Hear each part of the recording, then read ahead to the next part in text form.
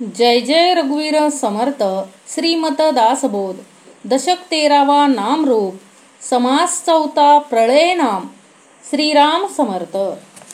पृथ्वीस होईल अंत भूतास मांडेल कल्पांत ऐसा समाचार साध्यंत शास्त्री निरोपिला। बघा, समर्थांनी आपल्याला दिलाय दशक 13वा नाम रूप समास 4 प्रलय नाम। अहो, आता जे चाललंय प्रलय काय असतो हे आपल्याला अनुभवायला मिळतंय। प्रलय म्हणजे काय हो? जी काही पूर येतात बघा, नदीला पूर येतो, भूकंप येतो, ही काय आहेत? प्रलयाची काय आहेत? लक्षणं आहेत ना। आता आपल्याला बघायला भेटतोय डोळ्यानं किती मोठा प्रलय चाललाय। अखंड सतत धार पडते वरून आकाशातून। असा पाऊस आपण कधीच पाहिलेला नाहीये। लक्षात घ्या, जो पाऊस बंदच नाहीये, उघडायचं नावच घेईना। मग प्रलय कशाला म्हणतात? प्रलय हाच प्रलय, प्रलयाची सुरुवात आहे।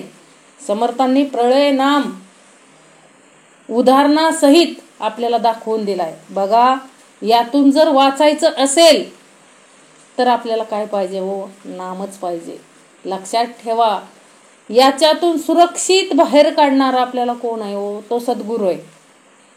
म्हणून या प्रलयातून प्रत्येकाला जावं लागणार आहे ना। प्रत्येक जण जातोय। आज हा जो चाललाय बाहेर, जो प्रलय चाललेला आहे, त्याला जबाबदार कोण आहे हो? आपणच आहे ना। आपणच ह्या सृष्टीची काय केली? हानी केली। पहिल्याच ओवीत समर्थांनी सांगितलंय, पृथ्वीस होईल अंत भूतास मांडेल कल्पांत ऐसा समाचार साध्यंत शास्त्री निरोपला। शास्त्रामध्ये काय सांगितलंय की पृथ्वीला काय होणार आहे? पृथ्वीचा एक दिवस अंत होणार आहे आणि ह्या पंचभूतांचा काय होणार आहे? विनाश होणार आहे। सांगा, ह्या पंचमहाभूताशिवाय आपलं काय चालतंय का? त्या सृष्टीचं, त्या पृथ्वीचं आहे तसंच ही पण पृथ्वी आहे ना। अहो, त्या भगवंताचं सामर्थ्य किती आहे? पाणी आणि अग्नी एका ठिकाणी काय होऊ शकत नाहीत, राहू शकत नाहीत। परंतु तेच पाणी आणि अग्नी ह्या पिंडामध्ये अखंड काय करतायत हो? नांदत आहेत ना। आहे ना, जठराग्नी आहे, पाणी अखंड रक्त वाहते शरीरामध्ये, म्हणजे पंचमहाभूत बाहेर प्रलय मांडतायत।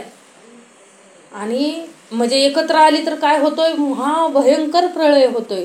परंतु तीच पिंडामध्ये गुण्यागोविंदानं नांदतायत। म्हणजे हे सामर्थ्य कुणाचं आहे हो? त्या परब्रह्माचं आहे। लक्षात घ्या, त्याच्याकडे किती सामर्थ्य आहे की तो काय करतोय? तीच पंचमहाभूत ह्या पिंडामध्ये एका ठिकाणी काय करतोय? नांदायला लावतोय। केवढं मोठं हे आहे हो, भाग्य आहे। केवढं मोठं, म्हणजे केवढं मोठं हे सामर्थ्य आहे। सामर्थ्याशिवाय हे चालू शकते का हो? नाही चालू शकत। म्हणून पृथ्वीस होईल अंत, पृथ्वीचा अंत होणारच आहे। अहो, ह्या पृथ्वीचा अंत ठेवलेला आहे। देहरूपी पृथ्वीचा अंत आहेच ना, मग त्याही पृथ्वीचा अंत ठेवलेलाच आहे। परंतु लगेच आपण काय म्हणणार? कधी होणार आहे? समर्थ म्हटले, तू जोपर्यंत आहेस, तुझं आयुष्य जोपर्यंत आहे तोपर्यंत तर नाही होणार आहे। पुढं होईल तेव्हा होईल। परंतु त्या पृथ्वीचा अंत आपण आपल्या हाताने करतोय। आपणच काय चालवलं? अखंड वृक्षतोड चालवली। जो काही वातावरणात बदल दिसतोय आपल्याला, तो कोणामुळे हो? आपल्यामुळं, मनुष्यामुळं। हे जे काय घडतंय सगळं, हे आपण काय केले? शोध लावले। कशासाठी? प्रगती, विज्ञानाची प्रगती करा, निश्चित करा। परंतु निसर्गाचे पण काय होऊ देऊ नका, हानी होऊ देऊ नका। निसर्गाला सुद्धा आपल्याला सांभाळता आलं पाहिजे, कारण निसर्ग असेल तरच आपण काय करू शकतो? सर्वाइव्ह करू शकतो। लक्षात घ्या, सगळंच लागतं, समप्रमाणात सगळंच लागतं। मग बघा, आपण एक लक्षात घ्या, आपल्या या पिंडामध्ये वायू थोडासा जास्त झाला तर काय होईल? शरीराची अवस्था हे वाढलं, रक्त थोडंसं वाढलं, जास्त झालं तर काय होईल? म्हणजे समतोल राखता आला पाहिजे शरीरामध्ये। जसं बघा साखर वाढली की हे होतं ना, शरीर काय होतं, खंगतं ना. साखर साखर झाली, साखर झाली म्हणजे काय केलं आपण, हानी केली ना. ह्या पृथ्वीची हानी केली ना, ह्या देहरूपी पृथ्वीची हानी आपण आपल्या हाताने केली. म्हणून अखंड काय करता आलं पाहिजे, बाहेरची ही पृथ्वी सांभाळायची आणि आपली ही देहरूपी ही पृथ्वी आपल्याला सांभाळता आली पाहिजे. कुणीही सांगणार नाही. ज्याचं त्यानं काय करायचं, ज्याचं त्यानं लक्ष ठेवायचं. बघा सद्गुरु चरित्रामध्ये काय सांगितलेलं, कलियुगाने तोंडावरती आणि लिंगावरती ताबा राहणार नाही माणसाचा. तोंडावरती आता अहो मधुमेह म्हणजे काय, साखर झाली की माणसाला काय लागते, भूक लागते, ते खातच राहते. कितीही खायला द्या त्याची भूक शमतच नाही. म्हणजे हा कसला कलियुग आलाय, हे कसलं, म्हणजे आपण स्वतःहून ओढवून घेतलेला काय आहे, हा प्रलयच आहे ना. देहामध्ये प्रलय आहे, हा सुद्धा काय आहे, प्रलयच आहे. जसा बाहेर ब्रह्मांडामध्ये प्रलय येतो, पाऊस जास्त झाला की काय होतो, हाहाकार होतोय ना. थोडा का जास्त पाऊस पडला की माणसाची अवस्था काय होते हो, खूप बिकट अशी अवस्था होते. माणूस सैरा वैरा होतोय, सगळीकडे पाणीच पाणी. लक्षात घ्या, ज्या पाण्यासाठी आपण काय करतो, नेहमी भांडतो बघा, शेताला पाणी मिळायसाठी, काय हे करण्यासाठी, परंतु तेच पाणी प्रमाणापेक्षा जर जास्त दिलं परमेश्वरानं तर आपल्याला सहन होत नाही. लक्षात ठेवा, कोणतीही गोष्ट प्रमाणात असेल तर ठीक आहे, पण अति दिलं तर काय होतंय, आपल्याला त्रास होतोय ना. म्हणून समर्थ म्हणतात की प्रत्येक गोष्टीला परमेश्वरानं काय लावून दिलंय हो, त्याच्या हातात आहे सगळं, त्यानं प्रमाण लावून दिलंय. परंतु माणसाचं काय संपत नाही हो, लोभ संपत नाही. आपला काय संपत नाही, लोभ संपत नाही. आणि आपल्या लोभासाठी आपण अखंड या पृथ्वीची काय करतोय, हानी करतोय. आणि त्याचा परिणाम काय झाला की असं काय पडतात, कधीही न पडलेले पाऊस एवढा पाऊस पडतोय, कधीही न पडलेला उन्हाळा एवढा उन्हाळा पडतोय. म्हणजे जी गोष्ट आपल्या शरीराला सहन होऊ शकत नाही इतक्यापर्यंत काय होतंय हो, प्रळय आला ना. हा प्रळय आपल्याच कर्मानं आलेला आहे. लक्षात ठेवा, आपलंच कर्म चुकलंय, मनुष्याचंच कर्म चुकलंय, म्हणून हा प्रळय काय झालाय हो, ओढवलाय. आता त्या मुक्या जनावरांनी काय केलंय हो, पण आपल्या मनुष्याच्या चुकीमुळे त्यांना सुद्धा काय करावे लागतात हो, हे भोग भोगावे लागतात. आता हे अखंड असा पाऊस सुरू राहिला तर सगळीकडं काय होणार आहे हो, पूर परिस्थिती निर्माण होऊन सगळं शेत काय होणार आहे हो, शेतमाल वगैरे कुजणार आहे, शेत वाहून जाणार आहेत. म्हणजे हा प्रळय ज्याला हा प्रसंग भोगायला लागतो त्याला जाऊन विचारा, तरी देखील माणूस त्यातूनही सावरतो. परंतु चुकांमध्ये काय करत नाही, सुधारणा करत नाही, परत परत त्याच चुका करतो. लक्षात घ्या, कितीही मोठं संकट आली, कितीही भोगायला लागलं तरी माणूस काय करतो, पुन्हा पुन्हा पुन्हा त्याच चुका करतो.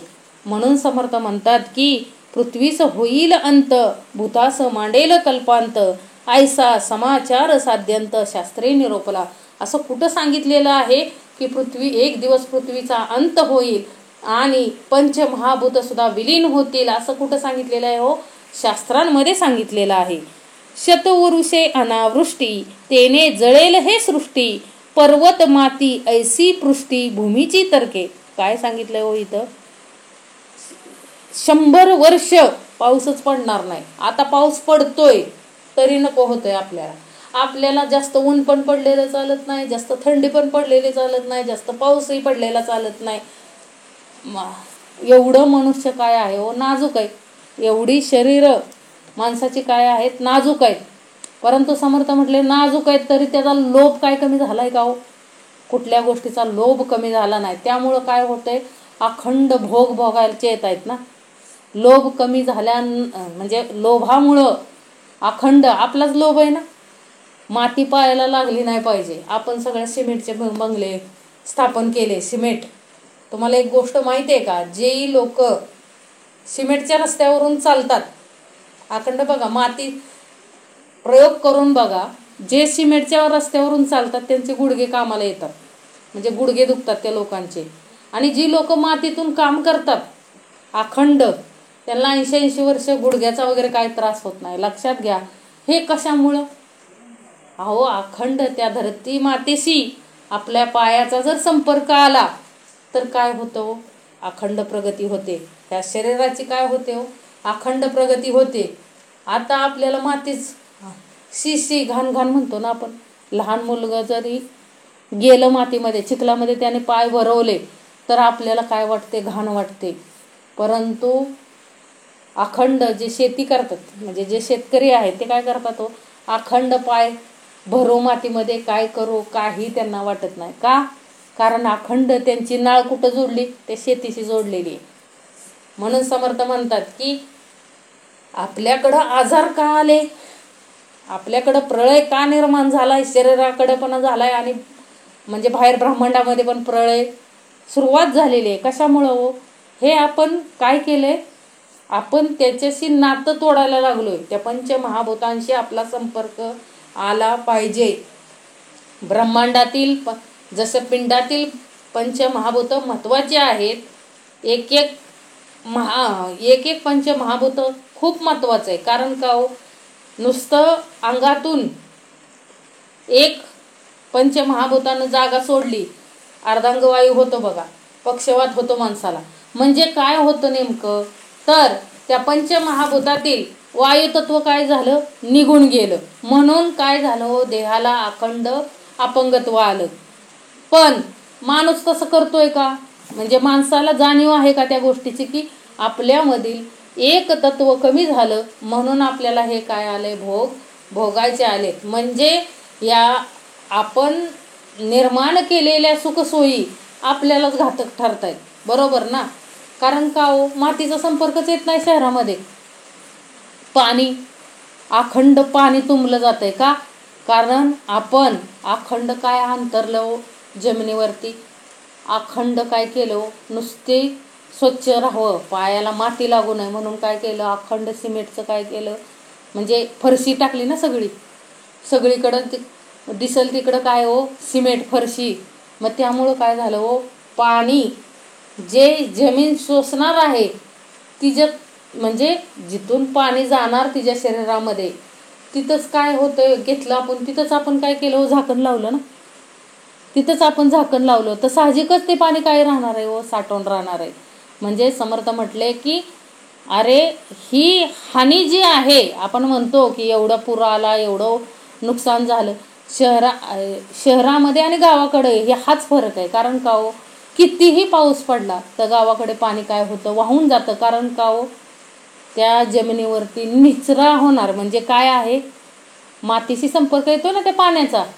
मग ते मातीशी पृथ्वीचा पाण्याशी संपर्क आला की त्या पृथ्वीमध्ये कितीही पाऊस पडू द्या हो, कितीही पाऊस पडू द्या, पूर्ण पाणी सामावून घेण्याचं सामर्थ्य पृथ्वीमध्ये आहे. लक्षात घ्या. कितीही पडू द्या पाऊस, पूर्ण पाणी सामावून घेण्याची ताकद त्या पृथ्वीकडे, अशी रचनाच त्या भगवंताने केली. पृथ्वीच्या बाहेर पाणी जात नाही. लक्षात घ्या. त्या पृथ्वीवरतीच काय होतं? म्हणजे पृथ्वीच्या पोटात एवढी मोठी पोकळी त्या परब्रह्माने निर्माण करून ठेवली. तसंच ह्या पृथ्वीमध्ये पण तसंच आहे. किती खातंय, लिमिट नाही हो. तेवढं ती पृथ्वी काय करते? पचवते. पाणी पितंय, खातंय किती पण, काही करतंय, तरी ती पृथ्वी काय करते हो? सहन करते ना. कुठपर्यंत? जोपर्यंत सहन होतंय, ताकद आहे तोपर्यंत करत असते. तसंच ब्रह्मांडातील पृथ्वीचं आहे. म्हणजे हा जो प्रळय आहे, समर्थ काय म्हणतात?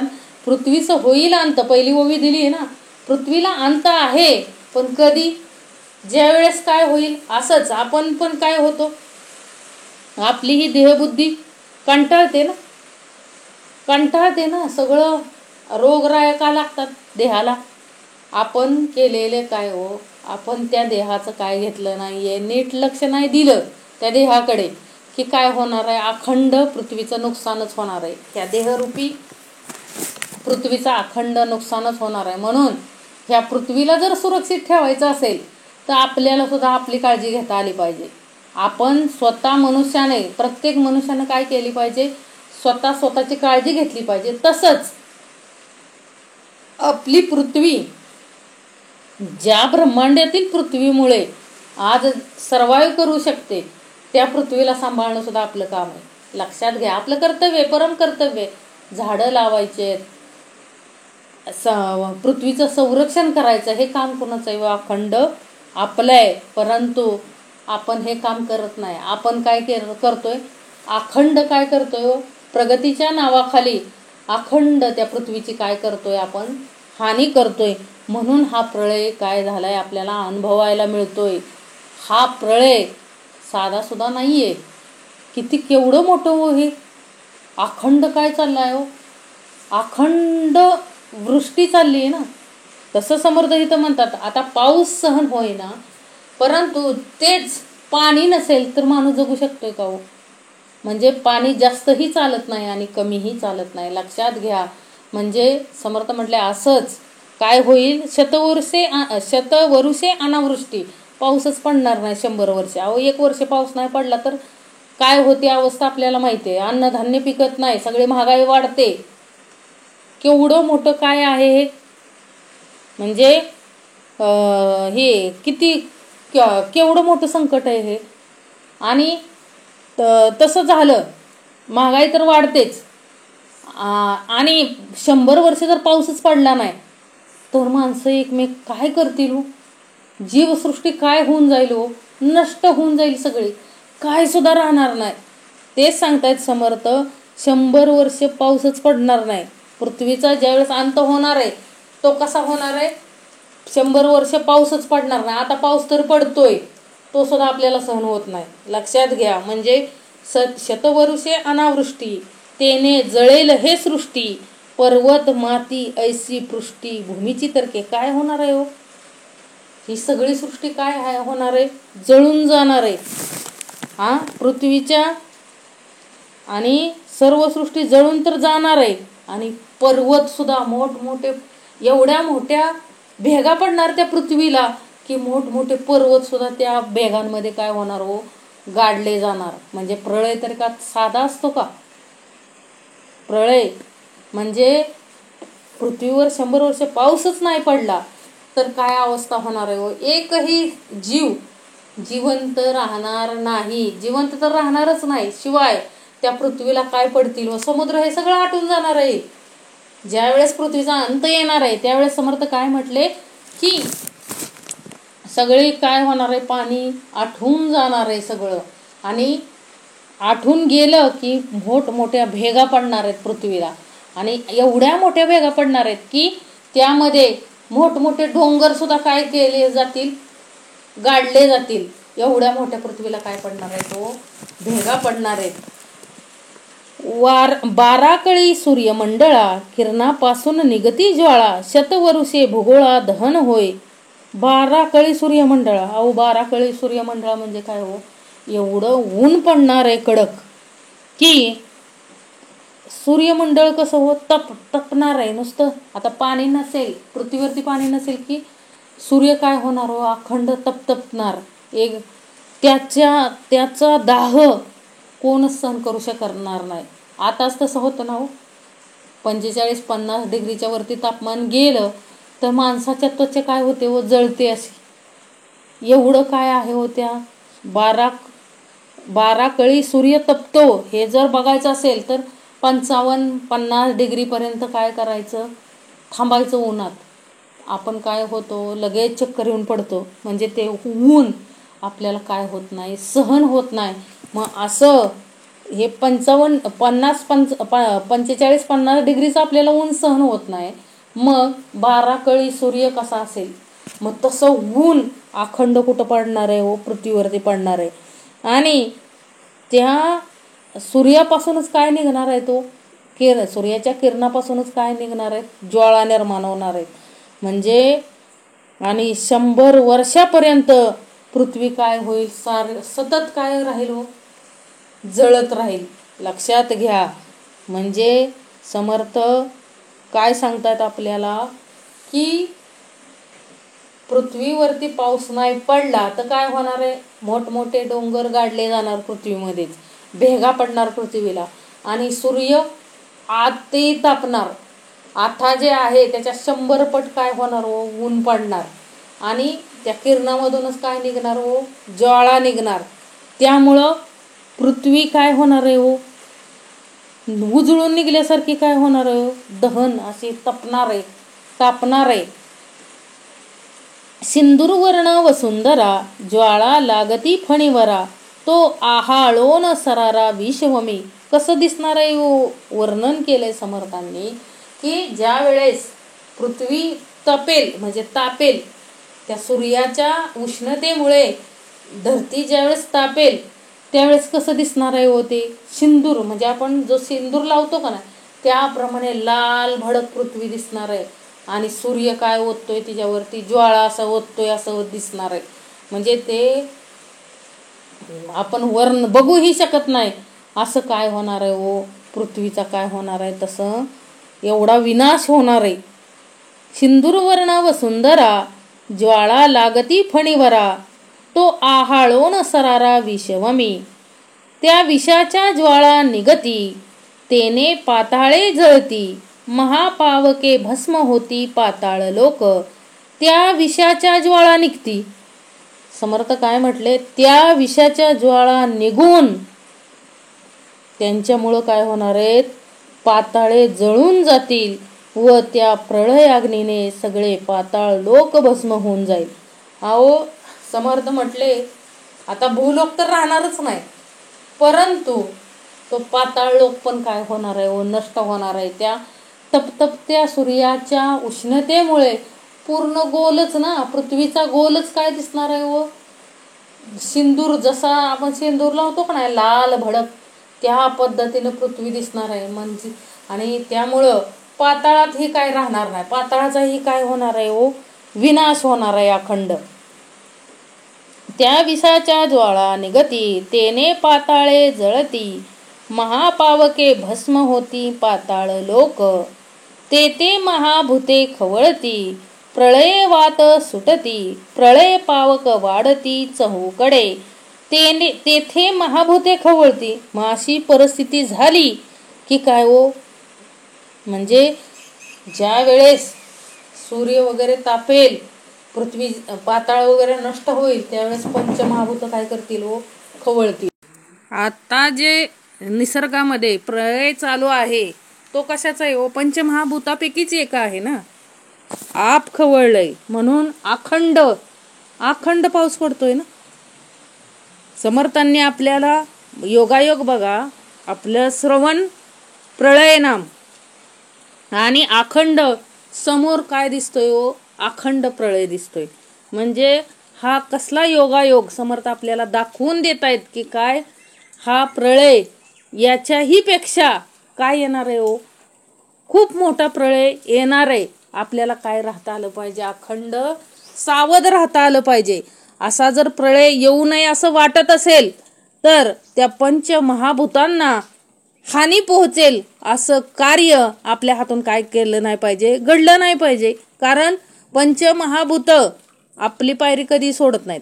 सोडतात कधी, ज्या वेळेस आता आपण शरीरावरून घ्या, आपल्या शरीरामध्ये ज्या वेळेस अति प्रमाणात आपण काय करतो, देहाला जर अति प्रमाणात काय दुःख दिलं, म्हणजे अखंड खाण्यातून म्हणा, दुसऱ्या कोणत्या गोष्टी, म्हणजे तुम्ही कोणत्याही गोष्टीच्या शरीरामध्ये अतिरेक, आपण जेवण जरी जास्त केलं तरी त्रास कोणाला होतो, त्या पंचमहाभूतांनाच काय असतं ते काम असतं ना. म्हणून त्यामुळं ते काय होतात, खवळतात ना. का खवळतात हो, आपल्याकडूनच काय होतं ते अति होतं ना, म्हणून ते काय करतात, आपले खवळतात. म्हणून समर्थ म्हणतात की प्रळय खूप, समर्थ म्हणतात पुढे पुढे तर खूप मोठा प्रळय होणार आहे, जो की आपण त्याला काय करू शकत नाही हो, रोखूच शकत नाही. अशा प्रकारचा प्रळय होणार आहे. आपल्या हातात काय आहे, हा प्रळय जर आपल्याला थांबवायचा असेल तर आपल्या हातात काय आहे हो, आपल्या हातात एवढंच आहे की काय, निसर्गाला हानी होईल असं काय करायचं नाही, आपल्याला कोणतंही काम करायचं नाहीये. निसर्गाला हानी होईल असं कोणतंही कार्य करायचं नाही, कुठल्याही गोष्टीचा अतिरेक करायचा नाही. नुसती झाडच लावली तर,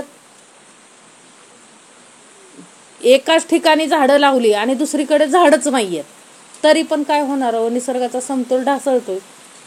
सगळीकडे समप्रमाणात काय पाहिजे, निसर्गाचं संवर्धन सगळीकडे समप्रमाणात झालं पाहिजे. कुठेतरी पाऊस पडतोय, कुठेतरी उष्णता खूप भडकते. म्हणजे हे जे चाललेलं आहे वातावरणात, हा जो बदल होतोय, हा पंचमहाभूतच आहेत ना. पंचमहाभूत खवळलेलाच काय आहे, हा दाखला आहे आपल्यासाठी.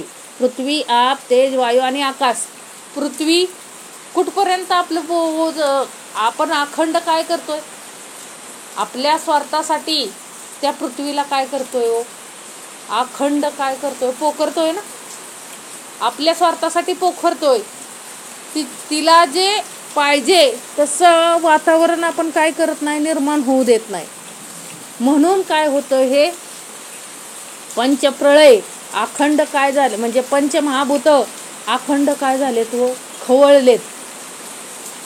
त्या समर्थ काय म्हणतात की, म्हणून समर्थ काय म्हणतात, त्या विषाच्या ज्वाळा निघती, तेने पाताळे जळती, महापावके भस्म होती पाताळ लोक. तेथे महाभूते खवळती, प्रळय वात सुटती, प्रळय पावक वाढती चहूकडे. बघा अहो, हा सांगितलं ना, पंचमहाभूत काय होतात, खवळतात. आणि सगळीकडं काय प्रळय काय होतो, आपल्याला दृष्टीस पडतोय ना. आता सगळीकडं पावसानं काय केलंय हो, थैमान मांडलंय. या पावसावरती कोणाचं नियंत्रण आहे का हो, नाही. कोणत्या पक्षाचं नियंत्रण नाही, कोणत्या नेत्याचं नियंत्रण नाही. लक्षात घ्या, परमेश्वर आपल्याला दावून देतो की सर्व गोष्टीवर नियंत्रण कुणाचं आहे, तर माझं आहे. हे परब्रह्माने आपल्याला दावून दिलंय. या पंचमहाभूतांना आवरायचं काम कोण करतोय हो, अखंड आवरायचं काम तो परब्रह्म करतोय. म्हणून आपल्याला त्या परब्रह्माला शरण जाता आलं पाहिजे प्रत्येकाला. कारण का हो, आपल्या हातून ज्या चुका झालेल्या आहेत, म्हणजे प्रत्येक मनुष्याच्या हातून या निसर्गाला हानी पोचवण्याचं जे कार्य झालेलं आहे, ते आपल्याला कुठंतरी थांबवता आलं पाहिजे. कारण का हो, हा प्रळय कधी येईल बाहेर सांगता येत नाही. लक्षात ठेवा, इथं आपली धनसंपत्ती उपयोगाला येणार आहे का हो, पाणी आलंय काय करणार आहे, नाही काय करू शकत. आपण या गोष्टींना काय करू शकत नाही, अडवू शकत नाही. हा अखंड आवाज कशाचा आहे हो, पावसाचा आहे. हा जो आपल्याला आवाज येतोय, हा कशाचा आहे, अखंड पावसाचा आहे. आणि हा पाऊस आज 4 दिवस झालं काय हो, अखंड, बंदच नाही. काय नाहीये, बंदच नाही. विचार करा, प्रळय काय असतो.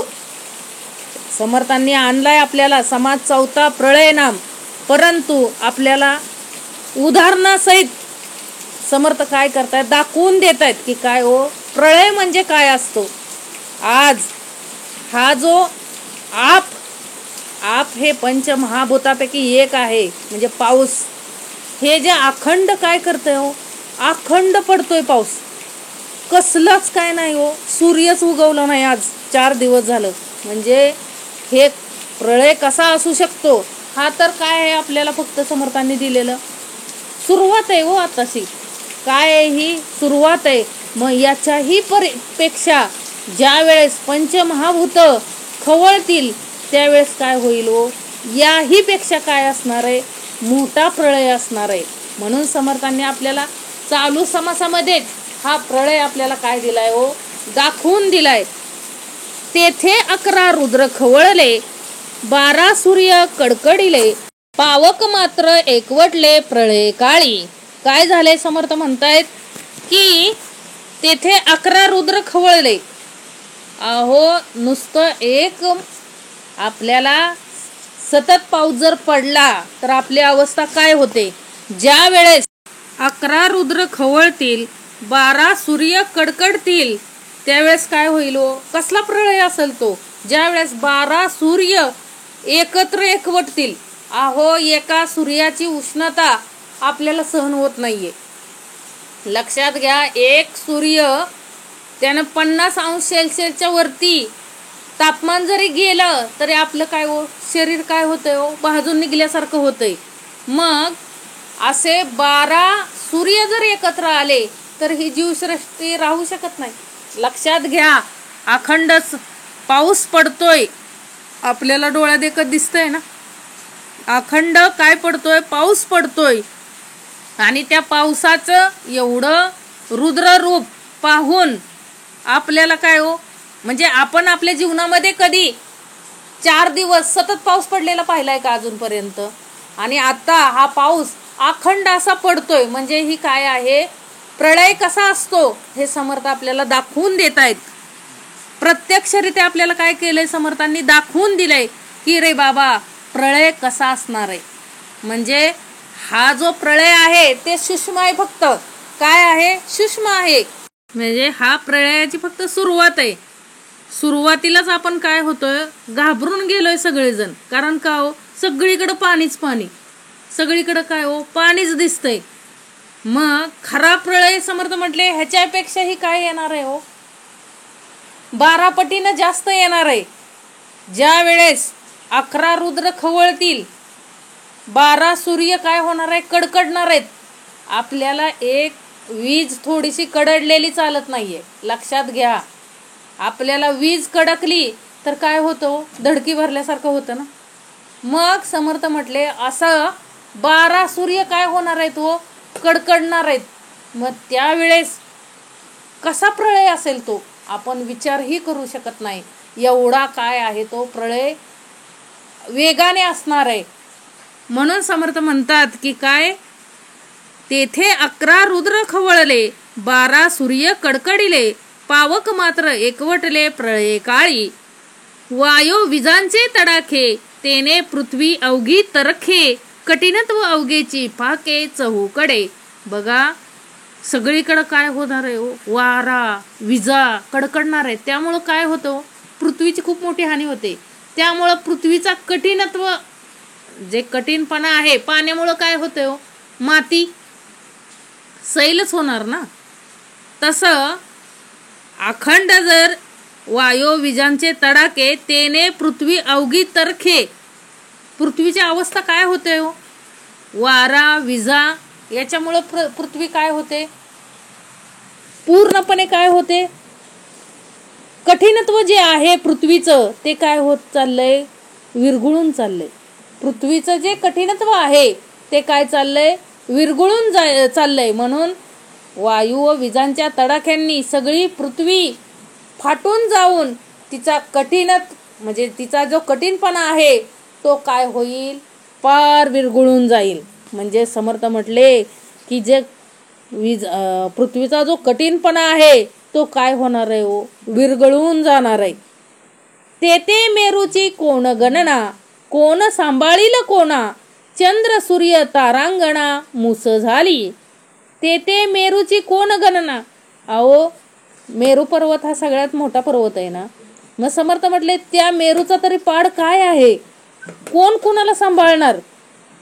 असा जो प्रलय आला की जिथं अखंड काय होते, 12 सूर्य जर कडकडत असतील तर पृथ्वीची अवस्था काय होणार आहे हो, साहजिकच पृथ्वीचं कठीणत्व आहे ते काय होणार आहे हो, विरघळून जाणार आहे. अखंड वायो विजांचे तडाखे, तेने पृथ्वी अवघी तरखे, कठीणत्व अवघेची फाके चहूकडे. तेथे मेरूची कोण गणना, कोण सांभाळील कोणा, चंद्र सूर्य तारंगणा मुस झाली. म्हणजे हा जो प्रलय आहे तो सगळीकडे आलेला आहे. मग इथं सांभाळणार कोण कुणाला, कोण कुणाला सांभाळणार आहे, सांभाळू शकत नाही ना. प्रत्येक जण आपापली सुरक्षता करायला बघणार आहे ना. इथं ही चंद्र सूर्य तारे ह्या सर्वांची सुद्धा काय होणार आहे, एकच अवस्था होणार आहे ना. ज्या वेळेस वारा आणि विजा म्हणजे तेज आणि वायू एकत्र येऊन प्रलय मांडतील त्यावेळेस पृथ्वीची अवस्था काय होणार आहे, साहजिकच ती पण विरघळून जाणार आहे. मग त्या ठिकाणी मेरू सारखे मोठमोठे पर्वतांचं तर काय चालणार आहे हो, काय सुद्धा चालणार नाही. म्हणून समर्थ म्हणतात की माणसाला काय जाणवून देतात या गोष्टीतून, समर्थ काय जाणवून देतात की अरे बाबांनो काय करा, या सर्व सृष्टीवर नियंत्रण ठेवणारा मी आहे हे लक्षात ठेवा. अखंड आपल्याला काय करतात, जाणीव करून देत आहेत. काय, या ज्या सृष्टीवर नियंत्रण कोणाचं आहे हो, त्या परब्रह्माचं आहे. आहे का ताकद कुणाकडं पाऊस थांबवण्याची? थांबवून दाखवावं. आहे का कुणाकडं पाऊस थांबवण्याची ताकद? आहे का बटन कुणाकडं? आणि असतं तर काय केलं असतं? या समजा या पंचमहाभूतांचं नियंत्रण जर माणसाकडं असतं तर माणसानं काय केलं असतं? विचारायलाच नको. कारण का हो, आपल्याला माहित आहे ज्याच्या हाती अधिकार दिलेला आहे ते कसे वागतात. नुसतं एखादा अधिकार असेल एखाद्याकडे तर त्या अधिकाराचा ते कसे करतात, उपयोग करतात का दुरुपयोग करतात, ज्याचं त्यालाच माहिती. मग या पंचमहाभूतांचा अधिकार विचार करा, जर परमेश्वरानं आपल्या हातात दिला असता, माणसांच्या हातात दिला असता, या नेत्यांच्या हातात दिला असता की पाऊस तुमच्या हातात, म्हणजे या पंचमहाभूतांवरती तुमचं नियंत्रण, काय अवस्था झाली असती हो? माणसानं काय अवस्था केली असती? आता तर पाऊस बरा पडतोय, पण जे क्षेत्र नको आहे तिथं काय केलं असतं? कुठं माणसं म्हणजे कोणी अडवत असेल, कुठं त्यांना आड येत असेल, काय केलं असतं? त्यांनी संपूर्ण टाकलं असतं ना, पाऊस पडला असता तिथं बटन टाकून. लक्षात घ्या, पृथ्वी, आप, तेज, वायू आणि आकाश याचं पूर्णपणे नियंत्रण, या पंचमहाभूतांचं नियंत्रण समर्थ म्हटले की त्या परब्रह्माकडे आहे. म्हणून बरं, माणसाकडे असतं तर माणसानं काय केलं असतं? माणसाने आता काय प्रळय चाललाय त्याच्यापेक्षा जास्त प्रळय काय केला असता हो? माजवला असता. म्हणजे सत्तेपायी केलं असतं ना तसं. म्हणजे कितीही श्रीमंत जरी झाला, कितीही मोठा माणूस झाला, तरी या पंचमहाभूतांवरती नियंत्रण मिळवू शकत नाही. लक्षात ठेवा. कितीही श्रीमंत असू द्या, पैशाने गडगंज असू द्या, परंतु या पंचमहाभूतांपुढे कुणाचं काही चालत नाही. लक्षात ठेवा. चालतं फक्त एकाचंच, आणि त्या एकालाच आपल्याला काय करायचंय हो? शरण जायचंय. एकाच चरण धरले तर काय होणार आहे?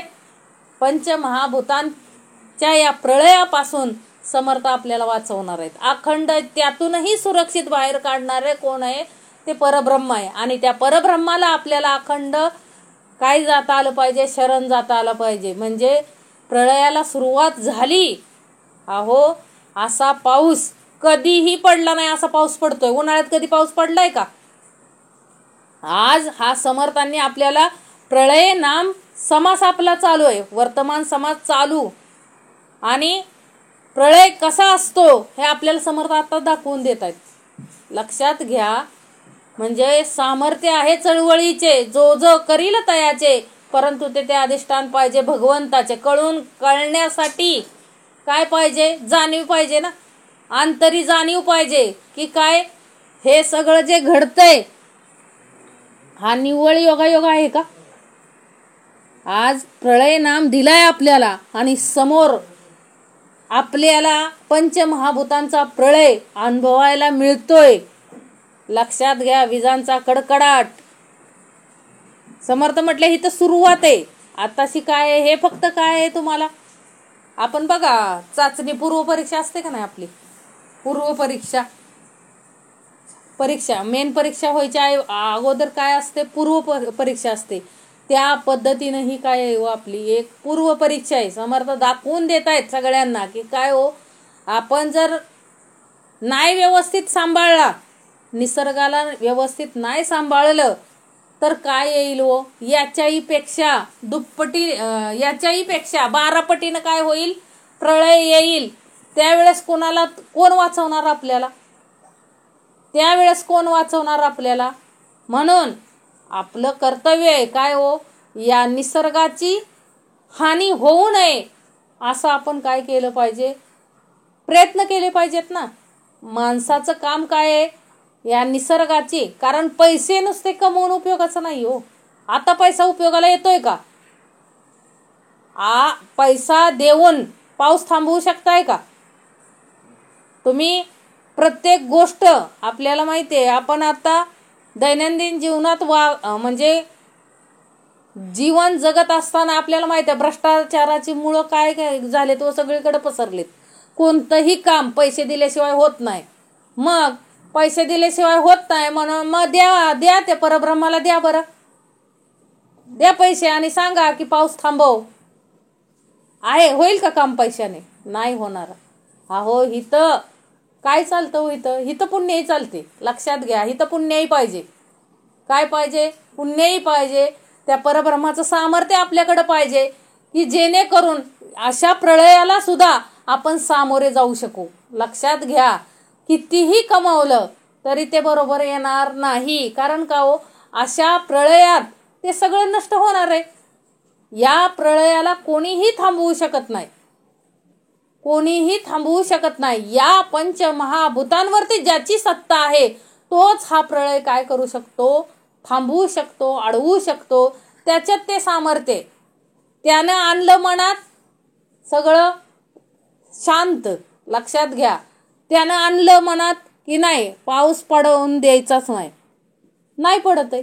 लक्षात घ्या, म्हणजे या पंचमहाभूतांची सत्ता कोणाच्या हातात आहे हो? त्या परब्रह्माच्या हातात आहे. हे लक्षात घ्या. ही तेथे मेरूची कोण गणना, कोण सांभाळील कोणा, चंद्र सूर्य तारांगणा मुस झाली, पृथ्वीने विरी सांडली, अवघी धगधगायमान झाली, ब्रह्मांड भटी जळून गेली एकसरा. पृथ्वीनं काय केलंय हो? स्वतःचं कठीणत्व सोडून देणार. पृथ्वी काय करणार? पाणी अखंड पडलं पृथ्वीवरती तर काय होईल हो? साहजिकच हे दरड वगैरे कोसळतात ना, मोठमोठ्या डोंगरांच्या दरड का कोसळतात? तिथं कठीणत्व जे आहे ते पाण्यानं काय होतं, पावसाच्या पाण्यानं ते कठीणत्व काय होतं, विरून जातं आणि त्यामुळं काय होतं, त्याची माती होते ना. म्हणजे पृथ्वीने विरी सांडली म्हणजे पृथ्वीचा जो चिकटपणा आहे, जो चिवटपणा आहे, कठीणत्वपणा आहे तो पृथ्वी काय करेल हो? अशा या प्रळयामुळे काय करणार? ती सोडून देणार. मग सगळीकडे काय होणार हो? पृथ्वी जर लवचिक झाली तर आपलं अस्तित्व काय आहे हो? शून्यच आहे ना. पृथ्वीच्या हातात आहे आपल्याला. म्हणजे एक लक्षात ठेवा, आपण बघितलं ना मूळ माया जगदीश्वर, आपण गेल्या समासामध्येच पाहिलं की काय उभारणी निरूपण, ही उभारणी सृष्टीची कशी झाली हे आपण पाहिलं. तसंच आता समर्थांनी आपल्याला प्रळय नाम दिला. म्हणजे या सृष्टीचा प्रळय कसा होईल हे समर्थ आपल्याला दाखवून देत आहेत.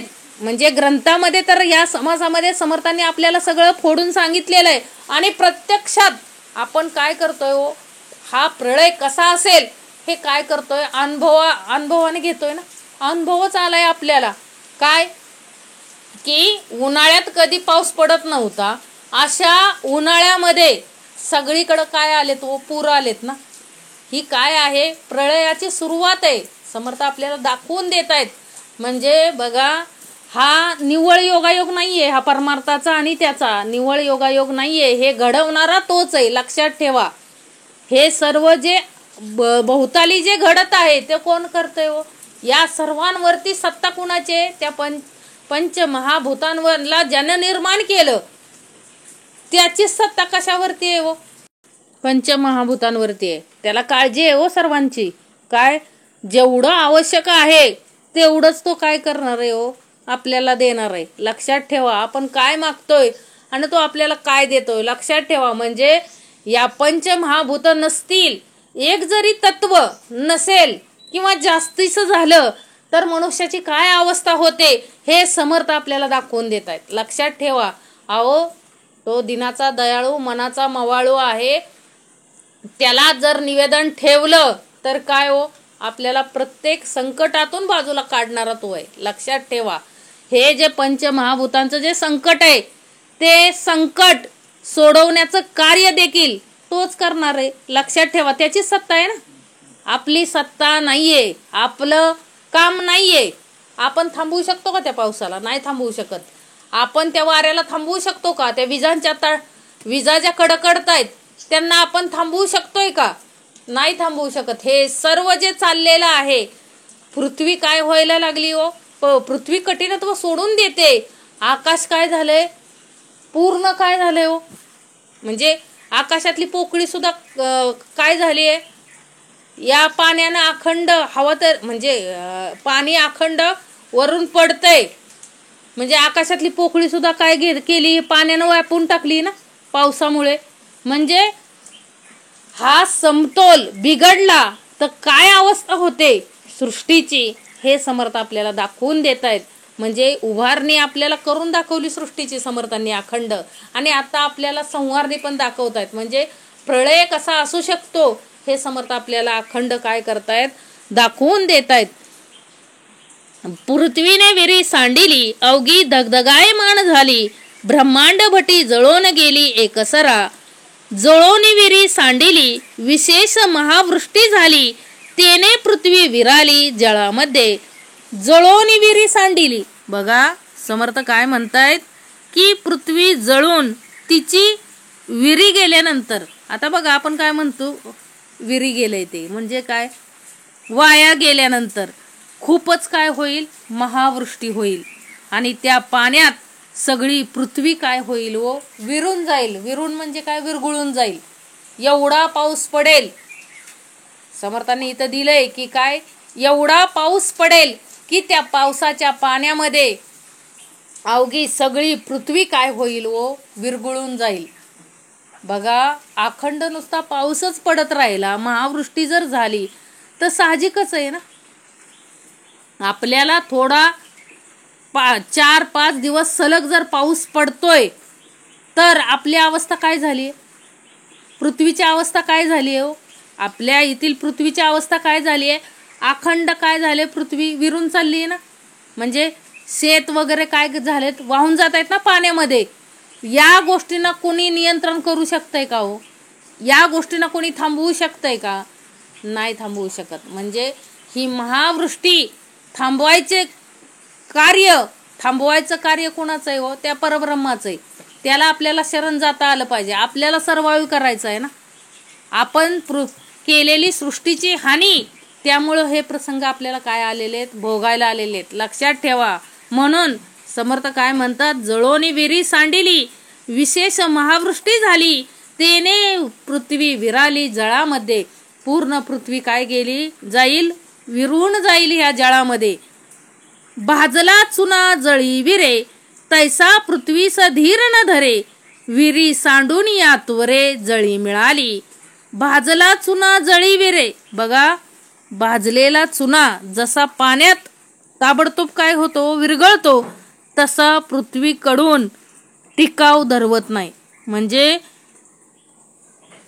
जसं भाजलेला चुना बघा पाण्यामध्ये काय होतो, लगेचच विरघळतो, तशी पृथ्वी हेच करणार नाही, आपल्याच्यानं थांबणारच नाही हो विरघळायची, ती लगेच विरघळून जाईल. बघा काय अवस्था झाली हो पृथ्वीची. 4 दिवस सलग सतत धार काय होते, पडतोय पाऊस वरून. काय झाली हो अवस्था जीवसृष्टीची. मनुष्य सुरक्षित राहू शकतोय, परंतु प्राणी मात्रांचं, जीवसृष्टी, वृक्ष अखंड म्हणजे शेतामध्ये जे असेल त्याचं काय व्हायला लागली हो, सगळी हानीच व्हायला लागली ना. म्हणजे पृथ्वी काय होते, लगेचच त्या पाण्यामध्ये काय होते हो, विरघळून जाते. हे समर्थ आपल्याला सांगतायत की जळोनी विरी सांडिली, विशेष महावृष्टी झाली, तेने पृथ्वी विराली जळामध्ये.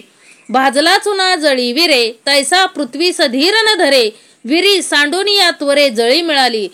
भाजलेला चुना समर्थ म्हणतात जसं पाण्यात तात्काळ विरघळतो, तसं पृथ्वी पाणी महावृष्टी झाली की तात्काळ, म्हणजे पृथ्वीला पण विरघळायला वेळ लागत नाही, पृथ्वीला बी धीर धरत नाही, धीर धरवत नाही, लगेच एकरूप होऊन जाते हो त्याच्यामध्ये. कारण ती ही जी पंचमहाभूते आहेत ती एकमेकापासूनच काय झालेली आहेत, एकमेकात काय झालेली आहेत, मिसळलेली आहेत. लक्षात ठेवा, प्रत्येक म्हणजे पृथ्वी जरी घेतली तरी पृथ्वीमध्ये आप आहे, आकाश आहे, तेज आहे, आणि पृथ्वी, आप, तेज, वायू आणि आकाश.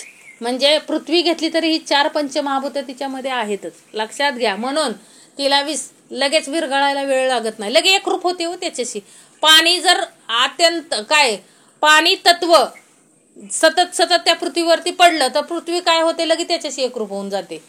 हे समर्थांना आपल्याला सांगायचं की पंचमहाभूते आपल्याला दिसत असली वेगवेगळी तरी ती काय आहे, तो एकरूपच आहेत, लक्षात घ्या. आणि त्याच्यावरती पंचमहाभूतांवरती सत्ता कुणाची आहे, ते एका परब्रह्माची आहे. मग समर्थ आपल्याला दाखवून देत आहेत की ही पंचमहाभूतांशिवाय आपली ही जीवसृष्टी चालूच शकत नाही. आपला हा देह हा देखील पंचमहाभूतांचाच पसार आहे.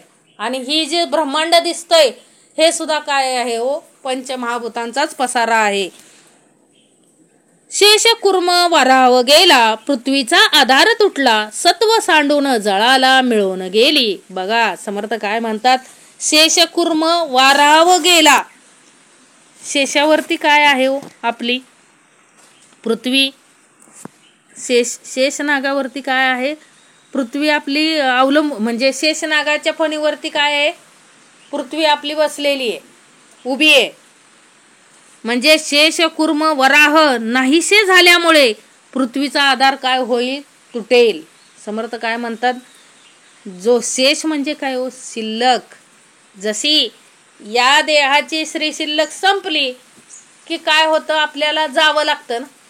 देहाची शिल्लक आहे तोपर्यंत आपण खातो, इथं जगतो. लक्षात घ्या, समर्थ म्हणतात की जोपर्यंत देहाची शिल्लक आहे तोपर्यंत आपण काय या पृथ्वीतलावरती उत्तमच राहतो, खातो. ज्या दिवशी देहाची शिल्लक संपते त्या दिवशी देह सोडून काय होतो, निघून जातो. म्हणजे आपल्यातलं तत्व पंचमहाभूत निघून जातात. मग आपलं काय राहतं, मड राहतं ना, प्रेत राहतं ना. मग त्याला काय करतात, अग्नी देतात. मग समर्थ तेच सांगतायत आपल्याला, ज्या वेळेस या पृथ्वीचे ब्रह्मांडातील पृथ्वीची काय होईल, शिल्लक संपेल म्हणजे शेष काय होईल, नष्ट होईल. त्यावेळेस काय अवस्था होईल हो, अर्थात मग शेष कुर्म वराह नाहीस झाल्यामुळं पृथ्वीचा काय होईल, आधार तुटेल. अर्थात तिच्यातील विरी नाहीशी होऊन ती पाण्यामध्ये सहजच काय होईल, मिळून जाईल. म्हणजे लक्षात ठेवा, आपल्याला एक लक्षात ठेवा, ती पृथ्वी देखील पाण्यामध्ये विरघळून जाते. तशी ही सुद्धा पृथ्वी काय करतात, आपल्याला अगोदर काय करतात, अग्नी देतात. म्हणजे आपला मृत्यू झाला तर काय करतात, अग्नी देतात. आणि जी हाडे आहेत ती कुठं टाकतात हो, पाण्यामध्ये. लक्षात ठेवा, म्हणजे ती पाण्यामध्ये काय जातात, विरघळून जातात. तसं समर्थ म्हटले ही सुद्धा पृथ्वी, ब्रह्मांडातील पृथ्वी देखील शेषाचा आधार शिल्लक संपली की ती ही काय करणार आहे हो, पाण्यामध्ये विरून जाणार आहे. म्हणजे पिंडी ते ब्रह्मांडी. समर्थांनी द्वैत अद्वैत दोन्ही भाग आपल्याला काय घ्यायचे, समजून घ्यायचे. समर्थ म्हणतात जशी ह्या पिंडाची शिल्लक संपली की हा पिंड सुद्धा काय होतो, पाण्यातच पंचमहाभूतामध्ये ज्याच्यापासून निर्माण झालाय त्याच्यामध्येच काय होतो, विलीन होतो. त्या पद्धतीनं ती पृथ्वी, ब्रह्मांडातील पृथ्वी देखील काय होते हो, पाण्यात काय होते हो, विरघळून जाते, सहज विरून जाते. तेथे शेषकुर्म वराह गेला, पृथ्वीचा आधार तुटला, सत्व सांडून जळाला मिळून गेली. काय संपलं इथलं, सत्व संपलं. म्हणजे समर्थ काय म्हणतात की सर्वात महत्व कशाला आहे, शुद्ध सत्वाला आहे. म्हणून शुद्ध सत्व संपलं, श्रीशिल्लक संपली की विनाश ओढवणार आहे. म्हणून समर्थ म्हणतात की श्रीशिल्लक असावी हो, देह जाऊ द्या परंतु आपला अंतरीचा अंतरात्मा त्या परब्रह्मामध्ये विरून जायला पाहिजे. म्हणजे त्या परब्रह्मामध्ये मिसळायला पाहिजे हो. हे समर्थांना अभिप्रेत आहे आपल्याकडून. देहाला मृत्यू कधी काय येईना, देह कधी का जाईना, परंतु समर्थांना काय म्हणायचंय की देह बाबा कधी का ठेवेना, परंतु हा देहामधील जो अंतरीचा अंतरात्मा आहे तो त्या परब्रह्मामध्ये काय झाला पाहिजे, एकरूप झाला पाहिजे. नाहीतर नको त्या वासनेत, नको त्या ह्याच्यात गुंतून बसला तर पुनरुपी काय येणार आहे, पुन्हा पुन्हा जन्म घ्यावा लागणार आहे ना. म्हणून जसं पिंडी आहे तसंच ते काय आहे, ब्रह्मांडी. म्हणून सत्व हे फार महत्वाचं आहे. शुद्ध सत्व असणं फार महत्वाचं आहे. रज तम आणि सत्व, त्यामधील सत्व हे काय आहे, समर्थ म्हटले पृथ्वीला जगण्यासाठी शुद्ध सत्व काय आहे, फार महत्वाचं आहे. म्हणून माणसं म्हणतात ना, जमिनीवरती पाप खूप वाढलं की काय होतो, महाप्रळय येतो. म्हणजे हे खरंच आहे. कारण बघा प्रत्येकाला वाटतं मी खूप पुण्यवान आहे. लक्षात घ्या, काय वाटतं? मी खूप पुण्यवान आहे. म्हणून बघा, एक गोष्ट आहे, एक बस चाललेली, काय चाललेली? बस चाललेली. आणि ती बस काय व्हायची हो, खूप तिला काय आले, त्या बस समोर खूप संकट यायचे. आणि मग म्हणजे खूप अपघातातून ती बस वाचत वाचत वाचत आली. आणि त्या बसमध्ये सगळी लोक बसलेली होती. आता त्या बसमधील लोक काय म्हणाले की नाही बाबा, ह्या ST मध्ये, या बसमध्ये एक माणूस काय आहे, खूप पापी आहे, त्याच्यामुळं काय होते, ही बसला सतत अपघात होतोय. मग सगळेजण काय म्हणाले, ठीक आहे. त्यांनी गाडी थांबवली आणि तिथं एक झाड असतं आणि त्या झाडाजवळ प्रत्येकजण काय म्हणाले की त्या झाडाजवळ प्रत्येकानं जाऊन उभा राहायचं. जो मनुष्य पापी असेल त्याचा ते झाड काय असतं, पुण्यवान असतं. आणि त्या झाडाखाली जो जाईल त्याचा काय होईल, जो पापी असेल त्याचा काय होईल, विनाश होईल, असं सांगितलेलं. आता प्रत्येकाला वाटायचं मी काय आहे, पुण्यवान आहे. प्रत्येकजण काय केलं, जाऊन आले त्या झाडाखाली, कुणाचाही विनाश झाला नाही. आणि येऊन बसले. एक शेवटचा व्यक्ती राहिलेला. सर्वांना त्याच्यावरतीच काय होता, सगळ्यांना वाटायचं ह्या माणसामुळेच आपल्याला काय होत आहेत, अपघात होत आहेत, हाच पापी आहे. म्हणून त्या व्यक्तीला काय करतात, ते जा म्हणले तू त्या झाडाखाली. आणि विशेष म्हणजे काय होतं सांगा, तो व्यक्ती तो झाडाखाली जाऊन उभा राहतो, तेवढ्यात मोठी वीज पडते आणि पूर्ण बस काय होते व जळून खाक होते.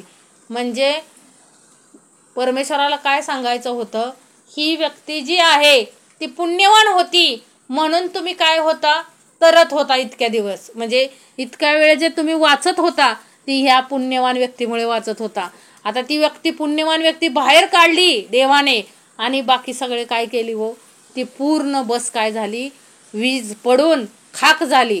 म्हणजे यातून आपल्याला बोध काय घ्यायचा आहे की प्रत्येक जण स्वतःला काय समजत असतो, पुण्यवान समजत असतो. पण तसं नाहीये. समर्थ त्या परमेश्वराला माहिती आहे कोणाची स्त्री शिल्लक किती आहे, कोण किती काय आहे, भाग्यवान आहे, त्या परब्रह्माला माहिती आहे. म्हणून काय केलं, लक्षात घ्या, ती एकच व्यक्ती काय राहिली, शिल्लक राहिली. भाजला शेषकुर्म वराह गेला, पृथ्वीचा आधार तुटला, सत्व सांडून जळाला मिळवून गेली. तेथे प्रळय मेघ उचलले, कठीण घोषे गर्जिनले, अखंड विजा कडकडीले ध्वनी घोष. तिथं प्रळय मेघ उचलले, काय सांगितलं तिथं, तेव्हा प्रळय मेघ उठतील व भयंकर गर्जना काय करतील, करू लागतील. विजांचे सारखे कडकडाट होऊन गर्जना होऊ लागतील. तेव्हा भयंकर गर्जना करीत प्रळय मेघ उठतील व एकसारखा विजांचा कडकडाट काय होईल, म्हणजे भयंकर गर्जना करीत प्रळय मेघ काय होतील, उठतील. आणि ते काय करतील, एकसारखा विजांचा कडकडाट होईल. म्हणजे हे कशाचं समर्थ सांगतायत, प्रळय कसा असतो हे सांगितलंय. काय की तिथं काय होईल हो, मोठमोठं काय ढगांचं काय होईल, आवाज, गडगडाट, एवढा मोठा आवाज येईल की कानांना कोणता सहन होणार नाही. म्हणजे भयंकर काय करू लागतील, गर्जना करू लागतील. म्हणजे ढग काय बघा, विजांचा कडकडाट होतो ना, तो आपल्याला आवडतो का हो, नाही आवडत. आपण घाबरतो ना, कशाला घाबरतो, सर्वात जास्त कशाला घाबरतो, विजेला घाबरतो. लक्षात ठेवा. म्हणजे जो आबाळ गडगडतं, विजा कडकडतात, त्यावेळेस आपली अवस्था काय होते हो, खूप सारी भीती आपल्याला काय होते, वाटते. मग समर्थ म्हणले हा प्रळय कसा असतो, तर मग मोठा प्रळय होणार असेल त्यावेळेस काय होणार हो, साहजिकच हे ढग काय होणार आहे, तो गडगडणार आहेत, विजा कडकडणार आहेत. पर्वत प्राये पडती गारा, पर्वत उडती ऐसा वारा, निभिड तया अंधकारा उपमाची नाही. कारण समर्थ आपल्याला प्रळय काय असतो हे दाखवताय. त्यामुळं काय होतं प्रळयामध्ये बघा, पर्वता एवढ्या मोठ्या गारा पडून, आता थोडीशी बारकी गार जरी आपल्या अंगावरती पडली तर आपल्याला सहन होते का हो, 10-12 गारा अंगावरती पडल्या तर आपल्याला सहन होतंय का. मग समर्थ म्हणले ज्यावेळेस हा महाप्रळय येईल त्यावेळेस पर्वता एवढ्या गारा पडतील, पर्वता एवढ्या मोठ्या गारा पडून पर्वत उडून जातील, असा झंझावात सुटेल आणि अंधकार तर इतका दाट पसरेल की त्याला उपमाच देता येत नाही. म्हणजे समर्थ म्हणले एवढा गडद अंधकार येईल, म्हणजे मोठमोठ्या पर्वता एवढ्या गारा पडतील. हा कसला कल्पना सुद्धा आपण करू शकत नाही हो. थोडा आपल्याला पाऊस पडतोय, 4 दिवस आपला सूर्य उगवला नाही तर आपली अवस्था काय होते. अंधकार आहेच ना, सगळीकडे अंधार पसरलेला आहे. मग ज्या वेळेस मोठा महाप्रळय येईल त्यावेळेस समर्थ म्हटले पर्वत एवढ्या गारा पडतील आणि सगळ्या पृथ्वीवरती काय होईल हो, अंधकार होईल.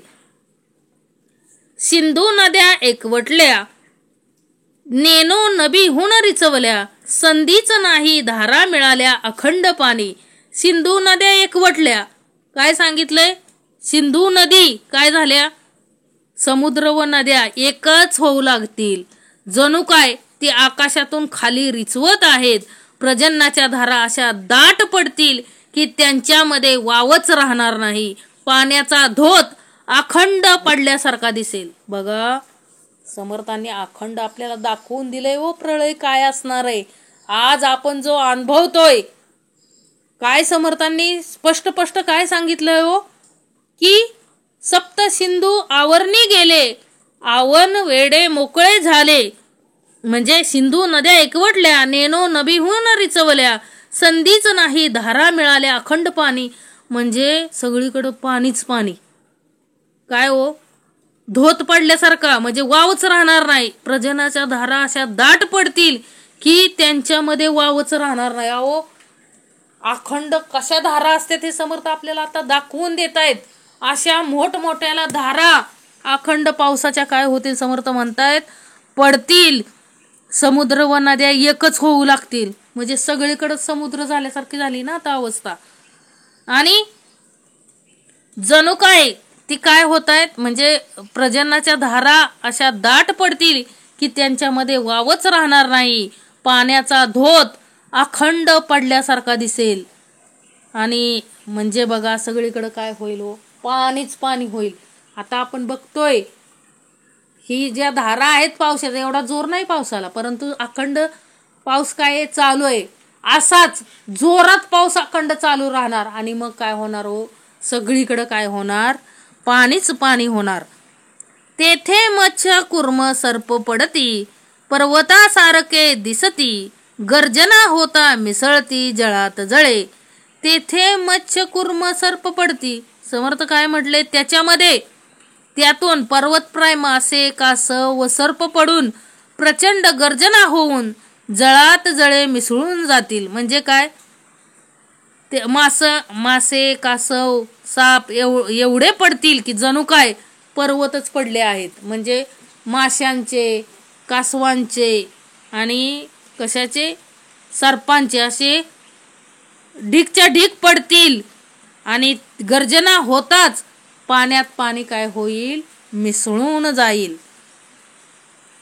सप्त सिंधू आवरणी गेले, आवरण वेडे मोकळे झाले, जळरूप झालिया खवळले प्रळय पावक. सप्त सिंधू आवरणी गेले, काय सांगितलंय, 7 समुद्र वाढून आवरणदकापर्यंत जातील. पुढे आवरणाचे वेडेही मोकळे होऊन सर्व जलमय होईल. मग सगळे प्रळय अग्नी काय होतील, शुद्ध होतील. म्हणजे सप्त समुद्राची आवरणे व वेडे फुटून महाजळे एकमेकात काय होतील व सारे जलमयच होईल. एकमेकात मिसळून सगळं काय होणार आहे व जलमयच होणार आहे. ब्रह्मांडा ऐसा तप्तला हो, शोषी जळाचा समूह, तैसे जळास झाले पाहो अपुरो मोठे. ब्रह्मांडा ऐसा तप्तलो हो, काय सांगितलंय, तापलेल्या लोखंडासारखा लाल झालेला ब्रह्मांडा एवढा अग्नीचा प्रचंड काय गोळा ते पाणी काय होईल, आटवून टाकेल. असा हा पाण्याचा काय आहे, मोठा चमत्कार आहे. म्हणजे कितीही मोठा गोळा असू द्या, की तप्तचा गोळा असू द्या, पाण्यामध्ये काय आहे हो, ताकद आहे त्याला काय करायची, विझवण्याची. हे समर्थ सांगतायत. तो ब्रह्मांडा एवढा तप्तलो हो, सोशी जळाचा समूह. म्हणजे ब्रह्मांडा एवढा जरी तपता गोळा असेल, तापलेला गोळा असेल, त्याला शांत करण्याचं काम, म्हणजे त्या गोळ्याला काय करण्याचं काम, शांत करण्याचं काम कोणाचं आहे हो? पाण्याचं आहे ना. म्हणजे पाणी त्याला काय करील, आटवून टाकेल ना. कितीही मोठा ब्रह्मांड एवढा तपता गोळा, तापलेला गोळा जरी असेल तरी त्याला आटवून टाकण्याचं काम कोण करू शकते? पाणी. तेने आटून गेले पाणी, असंभाव्य माजला वनी, तया वनीस केली झडपणी प्रळय वाते. बघा समर्थ म्हटले, ब्रह्मांड एवढा गोळा आज विजवायचा म्हटलं तर पाणी काय होणार आहे हो? त्यातच संपून जाणार ना. सगळं पाणी काय होणार? आटून जाऊन कल्पनातीत भयंकर असा अग्नी भडकेल. नंतर प्रळयवात सुटून त्या अग्नीला झडपून टाकेल. म्हणजे बघा परत काय सुटणार? वारा सुटणार आणि त्या अग्नीला काय करणार हो? झडपून टाकणार. दीपास पालव घातला, तैसा प्रळय पावक विजाला, पुढे वायो प्रबळला असंभाव्य. दीपास पालव घातला, काय सांगितलं? दीपास म्हणजे दिव्याला पदराने वारा घालून विजवावा, त्याप्रमाणे तो प्रळय अग्नी चढ दिशी विजेल. नंतर वायू असंभाव्य वाढेल. म्हणजे बघा आपण बघा, आपला नुसता पदराचं जरी वारं लागलं तरी दिवा काय होतो? मावळून जातो बघा, विजतो. त्या पद्धतीनं हा जो भडकलेला अग्नी आहे तो सुद्धा काय होऊ शकतो? वाऱ्यानं. वारा सुटला की काय होतो? विजून जातो. बघा म्हणजे तिथं काय होणार? मग काय वाढणार? अग्नी कमी झाला, पाणी काय झालं हो? आटलं ना. त्या अग्नीच्या गोळ्या पुढं पाणी काय, आता खूप जास्त अग्नी असेल तर साहजिकच पाणी काय होणार आहे हो? आटून जाणार आहे. आणि तो अग्नी विझणार आहे कशामुळं? वाऱ्यामुळेच ना. आणि मग अग्नी विझवण्यासाठी वारा आला, मग वारा काय होणार आहे? वाऱ्याची काय होणार आहे? वाढ होणार आहे ना. वारा जास्त वाढणार आहे. तेने आटून गेले दीपास पालव घातला, तैसा प्रळय पावक विजाला, पुढे वायो प्रबळला असंभाव्य. उदंड पोकळी थोडा वारा, तेने वितळून गेला सारा, पंचभूतांचा पसारा आटोपला. उदंड पोकळी थोडा वारा म्हणजे समर्थ काय म्हणले? अशा प्रकारे काय झालं हो? पोकळी म्हणजे आकाश, आकाश पुष्कळ व त्या मानाने वारा थोडा, त्यामुळे तो सगळा वितळून जाईल. अशा रीतीने पंचभूतांचा पसारा काय होईल? आटोपेल. पण ते वारे त्याहून मोठ्या अशा आकाशात, म्हणजे वारं कितीही सुटलं तरी ते आकाशात काय होणार आहे हो? विरून जाणार आहे आणि वितळून पार काय होईल? नाहीसं होईल ना. म्हणजे अशा रीतीनं, म्हणजे आकाशाखाली वाऱ्याचं काय चालत नाही. आकाश तत्वाखाली वाऱ्याचं काय चालत नाही, तेही त्यात काय होऊन जातं? विरून जातं. आणि अशा प्रकारे काय होईल? सारा पंचभूताचा पसारा उधळून जाईल. म्हणजे पंचभूत काय होतील? अशा पद्धतीनं आटोपतील. म्हणजे बघा आधी पृथ्वीला काय केलं? पाण्यानं पृथ्वीला काय केलं? वितळवलं. जिकडं तिकडं पाणी झालं. पाणी झाल्याच्या नंतर अग्निगोळा आला ना. ब्रह्मांड एवढा अग्निगोळा काय होता? तप्त म्हणजे हे होत होता. त्या अग्निगोळ्याला पाण्यानं, त्या अग्निगोळ्यानं काय केलं? सगळं पाणी काय केलं? आटवून टाकलं. आटवून टाकल्यानंतर आता हा अग्नी विजवायचा कसा? वारं सुटलं की अग्नी विजला. लक्षात घ्या, जसं पदराने दीपज्योती विजते त्या पद्धतीनं वारा आला की अग्नी काय झाला हो? विजून गेला. आणि आता जो राहिलेला जो वारा आहे तोही कशात विरून गेला हो? त्या आकाशाच्या पोकळीमध्ये काय गेला? विरून गेला, शांत झाला. अशा प्रकारे हा सगळा काय झाला हो? पंचभूताचा पसारा आटोपला ना शेवटी. म्हणजे सगळा विनाश झाल्याच्या नंतर पंचमहाभूत काय झाली? शांत झाली ना. उदंड पोकळी थोडा वारा, तेने वितळून गेला सारा, पंचभूताचा पसारा आटोपला. महद्भूत मूळ माया, विस्मरणे वितुळे काया, पदार्थ मात्र राहावया ठाव नाही. महद्भूत मूळ माया. काय सांगितलंय की आठवा देह जी मूळ माया म्हणजेच कोण हो, महद्भूत, त्यास स्वतःचे विस्मरण पडेल व त्यामुळे आठवा देहही नाहीसा होईल. म्हणजे सृष्टीचा पसारा आटपून ऊर्ध्वमुख ब्रह्म सन्मुख झाल्यामुळं काय होईल हो, स्वतःचं विस्मरण पडेल आपल्याला. म्हणजे आपल्यामध्ये सांगितलंय हे काय, महद्भूत मूळ माया विस्मरणे वितुळे काया, पदार्थ मात्र राहावया ठाव नाही. म्हणजे काय सांगितलंय, आठवा देह जी मूळ माया म्हणजेच महद्भूत, स्वतःचं विस्मरण, त्या स्वतःचं काय पडेल, त्या मूळ मायेला विस्मरण पडेल व त्यामुळे आठवा देहही काय होईल, नाहीसा होईल. अर्थात कोणताही पदार्थ राहण्यास जागा उरणार नाही. म्हणजे शेवटी ब्रह्मांडीचा चौथा देह जी मूळ माया म्हणजे महद्भूत, तिचे स्फुरण नाहीसे होऊन साराच प्रपंच आटून कोणत्याही पदार्थाला किंवा भूताला राहिला वाव मिळणार नाही. काय सांगितलं, कोणत्याही पदार्थाला राहायला काय मिळणार नाही, वाव मिळणार नाही. महद्भूत मूळ माया विस्मरणे वितुळे काया, पदार्थ मात्र राहावया ठाव नाही. ज्यावेळेस विस्मरण होईल सगळ्या गोष्टींचं, शेवटी ब्रह्मांडीचा चौथा देह जी मूळ माया म्हणजे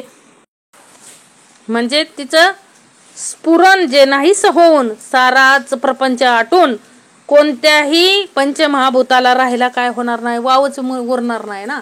समर्थांना हे आपल्या पिंडामधलं सांगायचंय. काय, पिंडामध्ये ज्या वेळेस आपलं काय होईल हो, आपली अवस्था अशी झाली पाहिजे, पंचमहाभूतांचं सुद्धा अस्तित्व काय, त्याला सुद्धा जागा उरली नाही पाहिजे, एवढं आपण त्या परब्रह्माशी काय झालं पाहिजे हो, एकरूप झालं पाहिजे.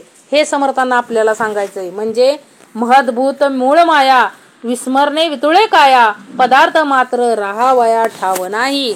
म्हणजे त्या मूळ मायेला स्वतःचं विस्मरण झालं पाहिजे, इतकं तिनं काय केलं पाहिजे, त्या परब्रह्माशी एकरूप झालं पाहिजे. म्हणजे त्या परब्रह्माशी एकरूप झालं एकदा की हा जो पंचमहाभूतांचा पसारा आहे त्याचा सुद्धा काय होणार आहे हो, विस्मरण होणार आहे ना. साहजिकच त्याचा असण्याचं नसण्याचं देहाला काय होणार नाही, फरकच पडणार नाही. कारण देह चालतोय आपल्याला माहित आहे, आपण जे चालतोय बोलतोय हे सगळं कशामुळं हो, त्या पंचमहाभूतांमुळे.